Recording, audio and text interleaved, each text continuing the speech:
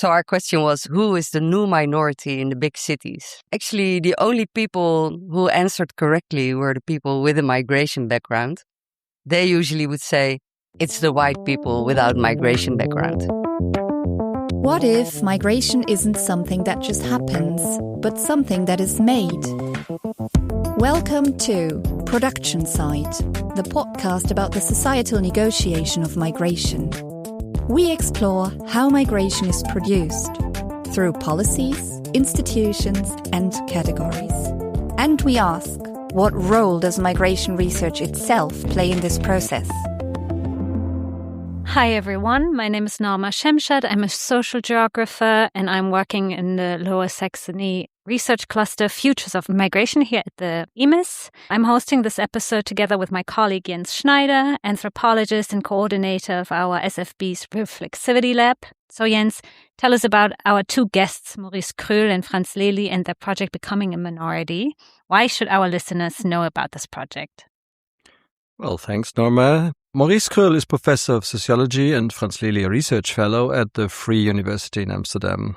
The Becoming a Minority project examines the challenges and opportunities that the rapidly increasing diversity in towns and cities, some call it superdiversity, brings for local communities and neighborhoods. What makes their project unique, and also explains the title of the project, is that they particularly look at the non-migrant population in these superdiverse neighborhoods. Moreover, in several European cities. This is not only a widely overlooked group in research and the political debate, but the research focus also forces us to rethink the concept of integration. Maurice Kröhl and Franz Lely were here in Osnabrück to present their findings, and I took the opportunity to interview them for this podcast. Great, Jens. Let's jump into your conversation with them, and afterwards we will have a chat about what we've heard and what we've learned. So, hello, Franz. Hello, Maurice. Nice to have you here. You've recently published two books, also in German, that are based on your Becoming a Minority project, short BAM. The title of one of the books is The New Minority. Who is that minority? Well, this is a question that we really like to pose to people when we started the project. So our question was, who is the new minority in the big cities? And people came up with the most fantastic groups and they were trying to figure it out. But actually, the only people who answered correctly were the people with a migration background.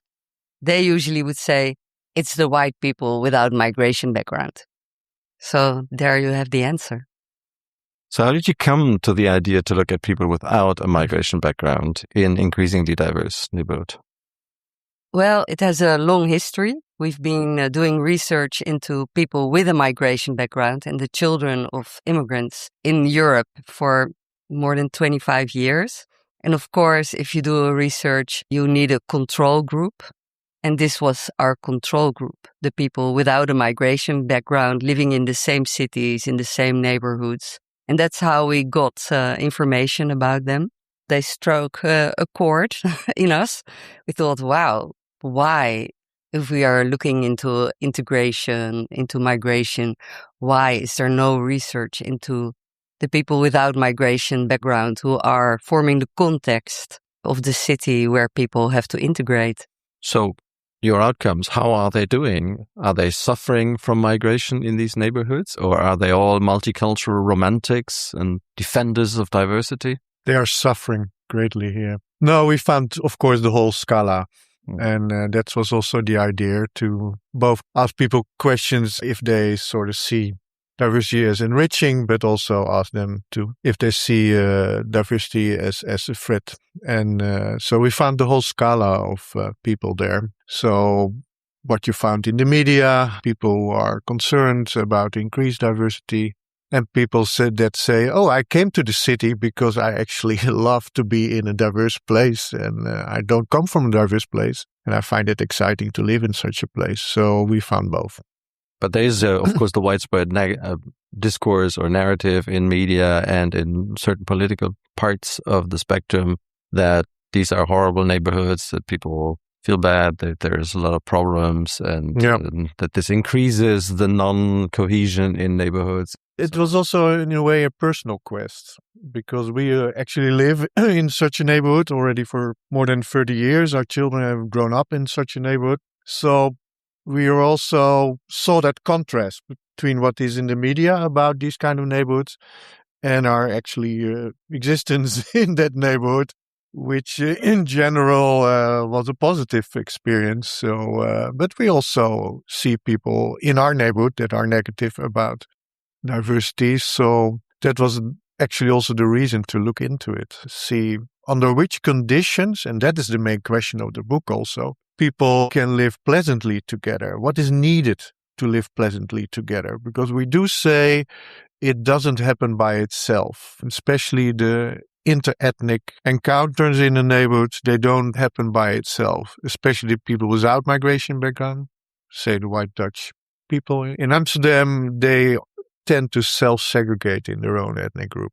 One of your most important findings is that we need to distinguish between attitudes, what people think about it, and actual practices. So how does that work? How does that spell out? Well, we found, and that was very interesting, we found quite a contradiction between what people have as an attitude, what they think, what they say about diversity. And then if we look at their practice, it could be totally the opposite. So this made us think about how to combine this. And we made a matrix where we asked people about their attitudes, about their opinions on migration and on diversity. And we asked them about their practices. And these two axes gave an insight in a group that is absolutely negative about diversity if it comes to what they say about it. But if you ask them, do you have a mixed group of friends? Do you have good, positive contact with your neighbors with a migration background? How would you evaluate your contact with colleagues with a migration background? They are positive about this. So this is a very contradictory group. And then on the other end of the spectrum, we also found a group that is very positive about diversity. But if we ask them if they have any meaningful contact with people with a migration background, they go blank. No, they don't. So what size have these groups in relation? What is the biggest group? It's very much dependent on educational level. And what we found is actually a bit contradictory to the general image, is that actually the people with more practical education, vocational education, they tend to have more friendships and acquaintances with a migration background. They're sort of more integrated into the neighborhood where the majority is of a migration background, while the higher educated group has less of these contacts. But they are more often positive about diversity. There you see the contradiction again.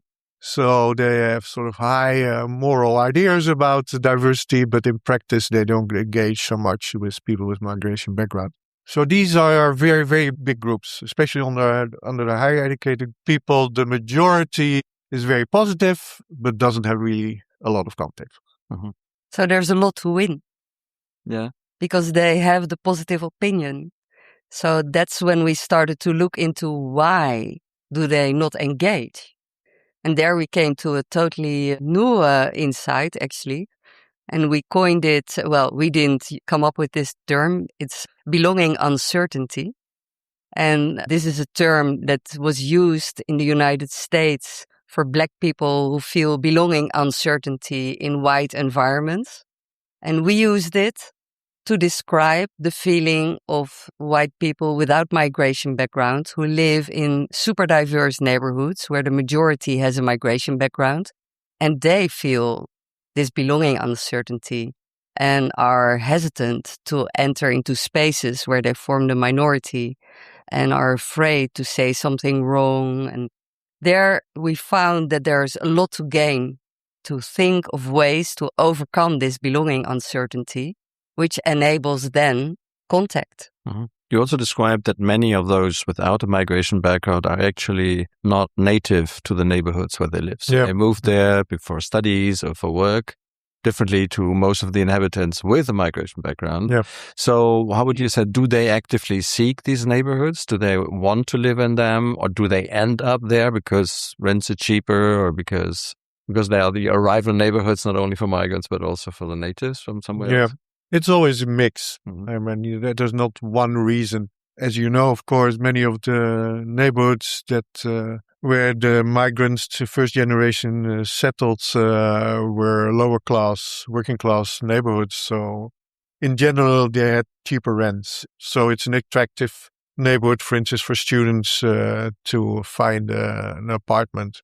But again, there's often a mix. The students, again, higher educated. For them, often the excitement of going to a big city, which is multicultural, is a sort of interesting experience. So there's also sort of positive attitude there, I guess.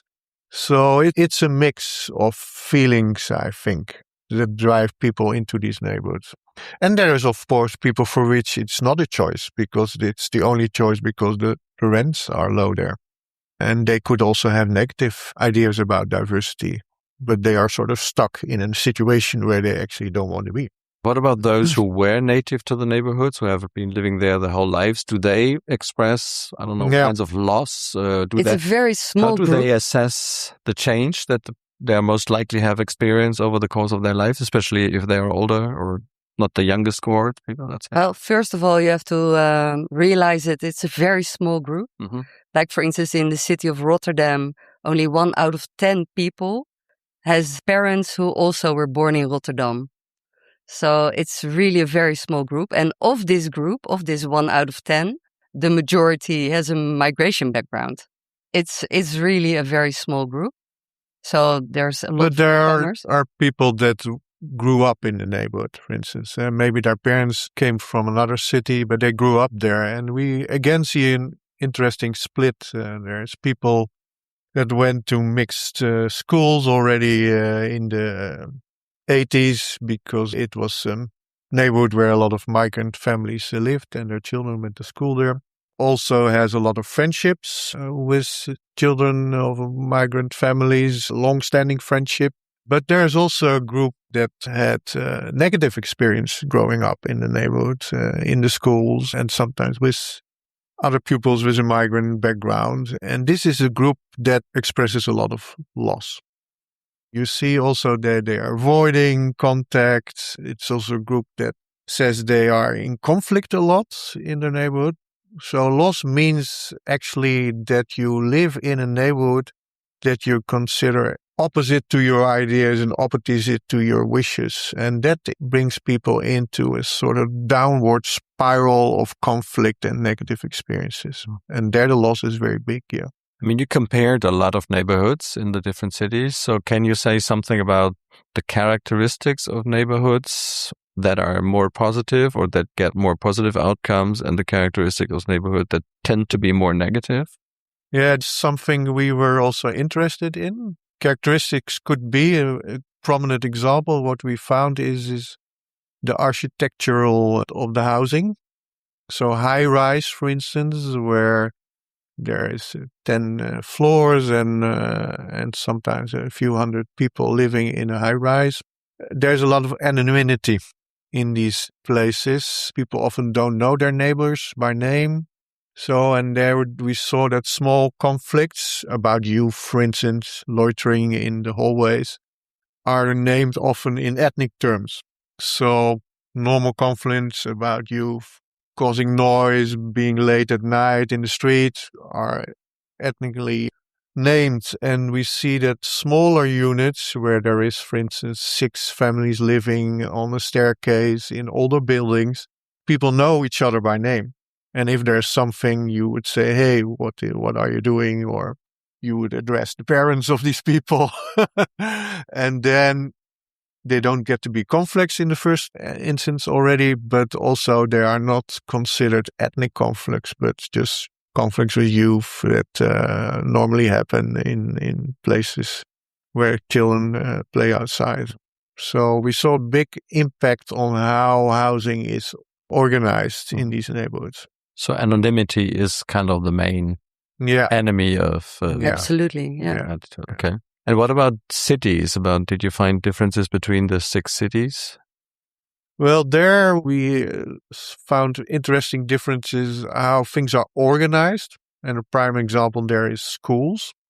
School choice is always important if you have places where school choices allow you to send your child outside of your neighborhood. For instance, to a school which has less immigrant children, white flight. There's a huge impact on how people live then in such a neighborhood. Because, then you don't know the other children in your neighborhood because your kid doesn't go to school with these kids. If you go to the playground, you don't recognize the other parents and their children. So there's less contact as a result. And in places where children more often go together to school in the neighborhood, there you see more contact and more friendships between parents also as a result. So how we organize things in institutions has an important impact on what we see in our outcomes. And what about public discourse? I can imagine, like, for example, Rotterdam is much more harsh and much more right-wing dominated than Amsterdam, for example. Vienna is probably more right-wing or more anti-migrant discourse than you would find in Malmö, maybe. I don't know. However, again, this is about discourse, opinions, but practice is not always following the discourse. And Rotterdam is a very interesting example because already for 15 years there's an anti-immigrant party in the coalition ruling the city. And still you see that on the ground in this super diverse city, which has almost 60% people with a migration background. And for the youth under 15, it's, I think now only 1 out of 4 has no migration background. So on the ground, actually the practice is pretty similar as in other cities. But of course it has an impact indirectly on policies, of course. In Rotterdam, there is already for 20 years an anti-immigrant party, part of the coalition that rules the city. So in that sense, again, that impacts how things are organized. Maybe not so much how people interact with each other. So an interesting thing we found is that people say that diversity is threatening if they live in Vienna or in Rotterdam or Amsterdam. Of those, half of them in practice in each city do something contradictory to what they say. They have good relationship with their neighbors with a migrant background. So the percentages are the same. But the group, of course, is bigger in Vienna that is negative about diversity. And the group in Rotterdam is also bigger. So in that sense, there is an impact. But then it's also, okay, so the politics also reflect a bit the attitudes of people. So what is first? Is it the politics or it's the attitudes, or is there a sort of interaction between politics and attitudes of people? Yeah.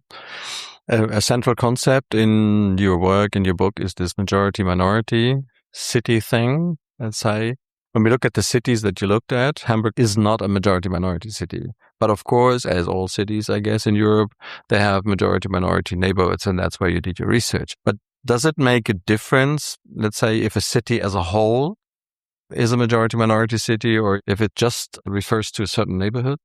Yeah, well, during the Corona period, we were asked to do a survey by the city council. And we used a lot of the same questions that we used for the BAM survey. About social cohesion. Social cohesion and interaction and contact. And there we didn't restrict ourselves to the majority-minority neighborhoods, but we looked at all the neighborhoods. So it was an interesting case to see, okay, is the picture very different than in the majority-minority neighborhoods? And again, in terms of attitudes, not so much. Neighborhoods who had a lot of higher class people, which often have better education levels, of course, they were again a bit more positive about diversity. So again, the same phenomena. But they had less contact, which is sort of obvious because they don't live in a majority-minority neighborhood. So, but we saw, in a way, we saw the same phenomena there. Yeah. So positive about diversity often, but in practice, not so much. Mm. Maybe as a final question, in Germany at least, I perceive a certain reluctance in left-wing and liberal circles to embrace the idea of majority-minority neighbor cities, also because there's this right-wing discourse of, okay, migration makes us as Germans, becoming a minority in our own country. And I think that the reluctance probably is because they feel that if we now underline how many places Germans are becoming a minority in these neighborhoods, that this feeds into this right-wing discourse. How do you deal with that? Or do you get similar reactions also in the Netherlands? Or what would be your argument, say, against? Well, that's exactly why we wanted to do the research. So let's see, okay, in a situation, this is sort of what right-wing political parties say, this is what we're all afraid of. So let's look at places that have this composition. Is this places where there's a constant war going on? Do people do not like to live in these neighborhoods? Are they in conflict with each other all the time? And by and large, we didn't find that sort of findings. We had this discussion also in the US. People were really reluctant to talk about this because they said it would play into the negative scenario of the right. Exactly what Maurice is saying. We were saying, look at the practice. What is going on? And as it is a reality that we have to face, let's look into what are the options to make it work. So when you even look at those people that vote for these right-wing parties, in practice, they don't do what the right-wing parties suppose they are doing. A lot of them have good relationships with their neighbors with a migration background and colleagues with a migration background. So even those that are sort of supporters of these parties actually in practice don't do what they predict will happen. I think that's an important finding, and that's also an important finding in the sense that if we are not focused so much on their attitudes, but maybe more on their practices, these neighborhoods could work well as a place where people from different backgrounds live, because also they contribute to a positive atmosphere in these neighborhoods. If they are friendly to their neighbors, they contribute to a successful neighborhood. If they are friendly to their colleagues or in the shops, that's positive. They have a nicer life. This is also how we came to the term integration into diversity, as opposed to the old integration paradigm where only the people with a migration background have to integrate into the majority society. At the moment when there is no longer a majority of people without a migration background, you have to sort of find new ways to make your life work on a daily basis in these neighborhoods. And if you ask of everybody to integrate into this diversity, then you make a step to go away from this whole idea of loss and to find new ways to interact and to be together. And that in the end is the real progressive answer to this question, because right-wing parties don't have an answer to this question. And ignoring doesn't make it go away. Answer is that we should not have this situation. But they don't have an answer for how do we live pleasantly together. And I think what progressive people need to do is to find ways to live pleasantly together. But I think the fault of the left wing has been that they think this happens by itself. But we have to really organize this and help people to connect to each other to make this a success.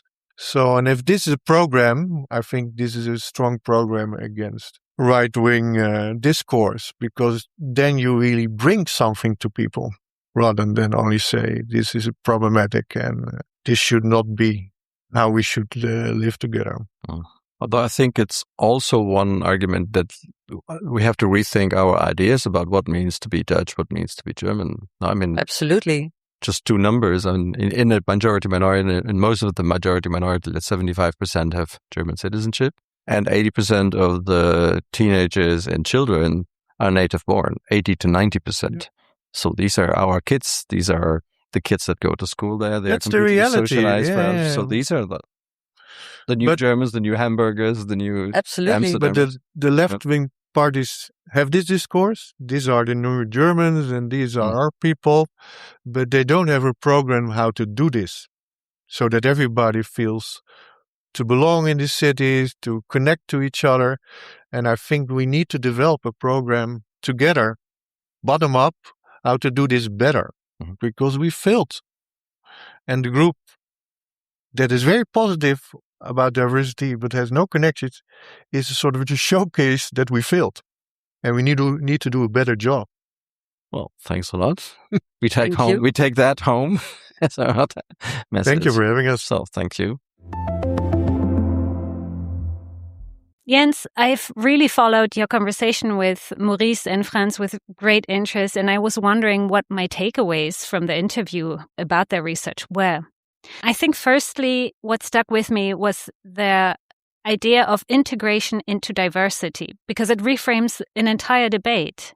In cities where no single group constitutes a majority, the old integration paradigm that minorities must adapt in one way or another to a so-called white majority is obsolete. All residents, including white people without migration backgrounds, must actively learn to navigate and co-create diverse spaces. This requires deliberate effort and not passive coexistence. I also thought about attitudes and behavior and how they can diverge significantly.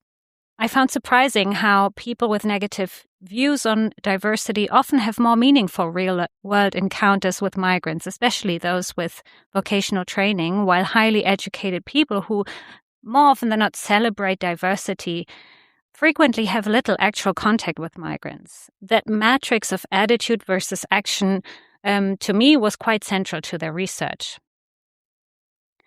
Another point that crossed my mind was that on public discourse and lived practice and how they, too, often contradict each other. Rotterdam, for example, has some of the most anti-immigrant political rhetoric in the Netherlands, and yet nearly 60% of its residents have a migration background, and on-the-ground social practices resemble those in other cities. Even voters for right-wing parties tend to not really always act in line with those parties' positions. While I find those findings encouraging, there is a risk of underplaying the cumulative and sometimes indirect effects of anti-migrant discourse, I believe. For example, on policy, on institutional behavior, on how migrants themselves feel in public spaces. I'm thinking of recent research from Germany, for example, that showed very clearly how many individuals who migrated to Germany actually considered leaving the country due to the hardening rhetoric. Other research shows that political discursive framings shape social norms over time, even when individual behavior lags behind. And so I'm also thinking about the anti-diversity logics behind some of the urban policies. These impact who lives together. So while discourse may not change how neighbors greet each other, it may well change who greets who in the neighborhood. Yeah. I think that's a good point, although I don't think that the book really intends to downplay the detrimental effects of anti-immigration discourse. I think they were rather surprised to find that there seems to be no one-to-one relationship between political rhetoric and how people think and act, and that there seems to be some level of resilience, nurtured, I guess, by biographical and daily life experiences. We find this, by the way, also in the outcomes of the Integrationsmonitor of the Sachverständigenrat, the SVR, that consistently shows that people are much more positive about migration and diversity, etc., than one might expect after decades of anti-migration discourses also in the political mainstream. That's a really good point. Another thing that sat slightly uneasy with me was the use of the category migration background. Of course, it's not a very new critique. That said, migration background is a quite complicated category. It doesn't only vary considerably across national contexts, but is also notoriously slippery. In Germany, for instance, it can be extended to third-generation descendants. It also conflates very different experiences, including recent arrivals, long-settled communities, and EU mobility, while simultaneously relying on a racialized visual marker, that's white, that the framework never fully interrogates. How do we deal with that in our effort to move beyond exactly these markers? Yes, I completely share the uneasiness with that category, but here it's basically a methodological question and choice for the quantitative part. How to sample people who do not have a migration experience on their own and or grew up in a family with such an experience. Yes, it still makes a big difference whether people came as refugees or through family unification or as students or with a work contract, whether they were born here or not, or even their parents already grew up here, if they came within the past 3 years or 30 years ago. The funny thing is the category works relatively good for those who do not have a migration background.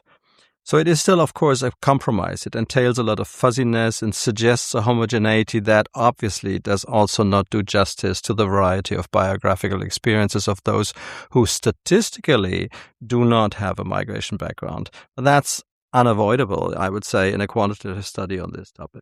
Clearly, that category allows for a quantitative approach and also to capture what they referred in your conversation as control group, which are the white people without migration backgrounds, definitely. A last takeaway for me would also be the relevance of structural factors. Franz and Maurice mentioned the role of architecture, for example, and obviously livability depends on the quality of housing. But there are other factors such as poverty, unemployment, family situations, bad school experiences. How able and willing am I to become a volunteer coach for youth football in my neighborhood when I can hardly pay my rent? Not all of these can be directly tackled by local policies, of course, but there are plenty of possibilities. And on the other side, the lack of policies or the wrong policies can really make things much worse. I think that's an excellent point, Norma, and I think it also shows that we have to reach out with this kind of research results to policymakers, to practitioners. But it also shows that in these questions, people share. The difference is not between people with and without migration background. The difference is between class or between income. Thank you for listening to Production Side, the podcast about the societal negotiation of migration. If this episode made you think, subscribe and spread the word. You can find all credits, sources and further links in the show notes and at producingmigration.org. Production Side is produced by the Collaborative Research Center Production of Migration at Osnabrück University, funded by the German Research Foundation in collaboration with Podcast Fabrik Bielefeld. New episodes are available wherever you get your podcasts. Until next time, and until then, what's being produced right now?